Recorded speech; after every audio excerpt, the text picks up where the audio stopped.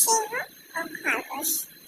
একদিন এক সিংহ বনে শিকার করছিল। সে দেখল একটি খরগোশ নিশ্চিন্তে গাছতলায় ঘুমিয়ে আছে। খরগোশকে ধরার জন্য সিংহ যখন লাফ দিতে যাবে, ঠিক তখনই তার চোখ পড়ল আরো বড় শিকারের ওপর।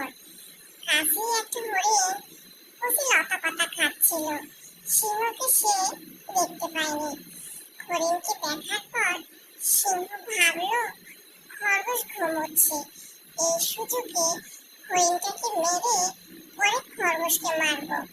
এই ভেবে সে খরগোশকে গাছতলায় রেখে হরিণের পেছনে ধাওয়া করলো। সিংহের আভাস পেয়ে হরিণ এক পলকে দৌড়ে পালিয়ে গেল।